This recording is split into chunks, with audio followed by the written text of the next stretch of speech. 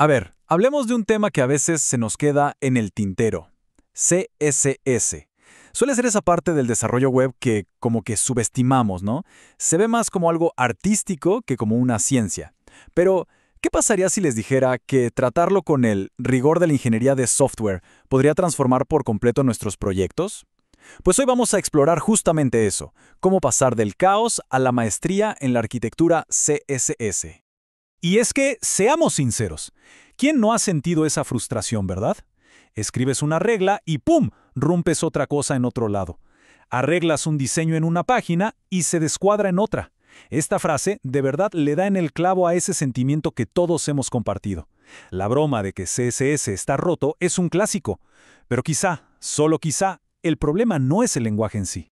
Y esto nos lleva a la pregunta del millón. Le dedicamos horas y horas a pensar en la arquitectura del backend, en los frameworks de JavaScript, pero el CSS a menudo se queda como para el final, ¿no? Como algo que se va resolviendo sobre la marcha. Entonces, ¿y si el problema no es que CSS esté roto, sino que lo estamos construyendo sin un plano, sin una estrategia? Para desenredar todo esto, este es el plan que vamos a seguir. Primero, vamos a entender el porqué del caos. Luego veremos cómo construir una salida con arquitectura. Vamos a tocar principios prácticos para un código limpio, a espiar un poquito el futuro con algo llamado Houdini, y al final vamos a atar todos los cabos para ver por qué todo esto es tan, pero tan importante. ¿Listo? Empecemos con la primera parte, el caos del CSS. Porque antes de arreglar un problema, primero hay que entender bien con qué herramienta estamos trabajando. Pensemos en el CSS con esta analogía, que me parece genial. Es el pintor digital de la web. Si el HTML es el esqueleto, la estructura pura y dura, el CSS es el pincel que le da vida, color y toda la personalidad. Sin él, la web sería puro texto en blanco y negro. ¿Se imaginan? Es lo que de verdad crea las experiencias visuales que nos atrapan. Ahora sí, pasemos a la solución. A ver cómo le ponemos orden a este pintor digital. Entramos a la sección de Construir con arquitectura. Aquí es donde la disciplina y la estrategia entran en juego.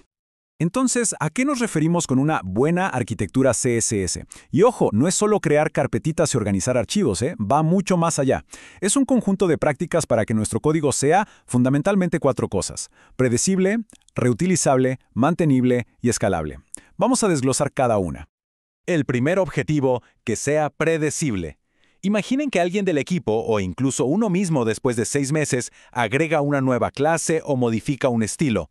Y el resultado es exactamente el esperado, sin sorpresas, sin efectos secundarios raros en otra parte de la web. De eso se trata, de crear coherencia. A continuación, la reutilización. Una buena arquitectura es como tener una caja de Legos bien surtida. Nos permite construir componentes nuevos usando piezas que ya existen. Esto es increíblemente eficiente. En lugar de escribir código desde cero cada vez, simplemente componemos a partir de lo que ya tenemos. El tercer objetivo es crucial, la mantenibilidad. Aquí es donde nace la mayor parte de las frustraciones con CSS. Si el código está bien armado, agregar una funcionalidad nueva o actualizar un diseño no debería ser una misión imposible que nos obligue a reescribir media hoja de estilos. Los cambios tienen que ser locales y controlados. Y por último, que sea escalable.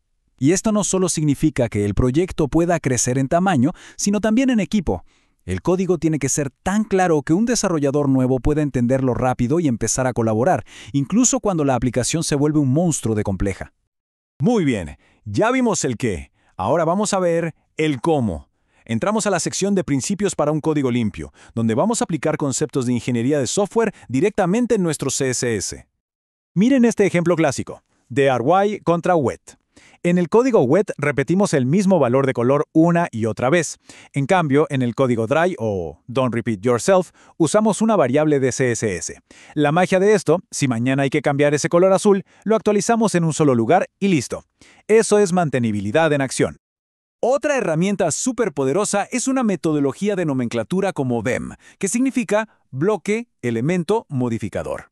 Nos da una sintaxis estricta para nombrar las clases. Un nombre como card-image-featured nos dice de un vistazo qué es este elemento, a qué bloque pertenece y qué variación tiene. Esto hace que el código sea increíblemente predecible y básicamente se documente solo. Bien, hemos hablado del presente. Ahora vamos a darle un vistazo al futuro. Y esta sección se llama La magia de Houdini. Y de verdad que le hace justicia al nombre, es muy emocionante. Me encanta esta cita porque captura a la perfección la emoción que hay detrás de esta tecnología. CSS Houdini no es solo una mejora, es un cambio fundamental. Nos da acceso directo al motor de renderizado del navegador y bueno, básicamente nos permite hacer magia. A ver, ¿qué es Houdini en palabras simples? Es un conjunto de APIs de bajo nivel que nos dan superpoderes. Nos permite escribir código que el navegador entiende como si fuera CSS nativo. Esto significa que podemos crear nuevas funcionalidades de CSS que todavía no existen, sin tener que esperar a que los navegadores las implementen oficialmente. Houdini se compone de varias APIs y cada una se enfoca en una parte del motor de CSS. No nos vamos a clavar en todas, pero para que se den una idea de su alcance, hay desde una API de pintura para dibujar directamente en un elemento, hasta una API de diseño para crear nuestros propios sistemas de layout. Es enorme. Para entender por qué Houdini es tan rápido, pensemos en el método tradicional. Cuando usamos JavaScript para animar o cambiar estilos, ese código se ejecuta después del primer renderizado. El navegador tiene que recalcular todo, y eso a menudo causa pequeños retrasos o saltos visuales. Y aquí está la gran diferencia. El código de Houdini se integra en el primer ciclo de renderizado del navegador. No hay que esperar, no hay que recalcular, los estilos se aplican de forma nativa y súper eficiente, lo que se traduce en un rendimiento y una estabilidad muchísimo mayores. Pero por supuesto, hay una advertencia. Como bien dice la fuente, tanto poder requiere la correspondiente responsabilidad. Con Houdini podemos inventar casi cualquier cosa, pero siempre hay que pensar en el rendimiento, la accesibilidad y la seguridad. No siempre es la herramienta adecuada, pero cuando lo es revolucionaria. Y así llegamos a nuestra conclusión.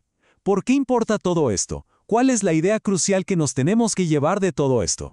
El punto es este. CSS no es un extra, no es un adorno. Es una parte fundamental de cualquier aplicación, y por eso merece el mismo cuidado, la misma planificación y el mismo rigor arquitectónico que le damos a JavaScript, a las bases de datos o a la infraestructura. Tratarlo como un ciudadano de primera clase es lo que separa un proyecto frágil de uno robusto y profesional. Y para terminar, les dejo una pregunta para reflexionar. En nuestros proyectos, ¿el CSS es un activo que impulsa la velocidad y la innovación? ¿O es un pasivo a largo plazo, una deuda técnica que frena todo? La respuesta, como hemos visto, casi siempre está en la arquitectura.